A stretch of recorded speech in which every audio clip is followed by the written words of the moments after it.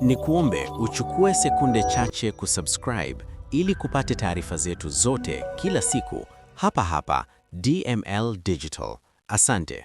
Chama cha Demokrasia na Maendeleo, Chadema, kimeeleza kuwa mwenyekiti wake taifa, Tundu Antipas Lissu, amewekwa chini ya ufuatiliaji maalum akiwa gerezani, hali ambayo chama hicho kinadai inatokana na ujumbe aliouandika kwa ajili ya mazishi ya aliyekuwa makamu mwenyekiti wa chama hicho, marehemu Mtei. Akizungumza na waandishi wa habari, naibu katibu mkuu wa Chadema amesema kuwa baada ya Lissu kuandika ujumbe huo uliokusudiwa kusomwa wakati wa mazishi ya kiongozi huyo mkongwe, kumekuwepo na mabadiliko katika namna anavyoshughulikiwa akiwa kizuizini.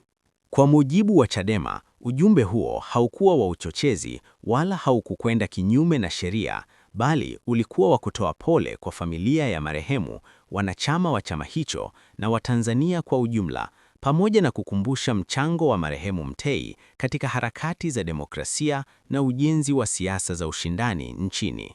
Hata hivyo, chama hicho kinadai kuwa tangu kuandikwa kwa ujumbe huo, Lissu amekuwa akihojiwa mara kwa mara na kuwekwa chini ya uangalizi wa karibu bila maelezo ya wazi, hali ambayo imeibua maswali kuhusu uhuru wa mawazo na haki za msingi za viongozi wa kisiasa walioko kizuizini. Ni jambo linalotia wasiwasi kuona mtu anachukuliwa hatua kwa kuandika ujumbe wa mazishi. Ulikuwa ni ujumbe wa heshima na utu, si kosa la jinai, amesema naibu katibu mkuu huyo. Chadema imeeleza kusikitishwa na kile inachodai kuwa ni kuendelea kwa vitendo vya kubana uhuru wa kisiasa, hususan kwa viongozi wa upinzani, na imetoa wito kwa mamlaka husika kuheshimu haki za msingi kama zilivyoainishwa katika katiba.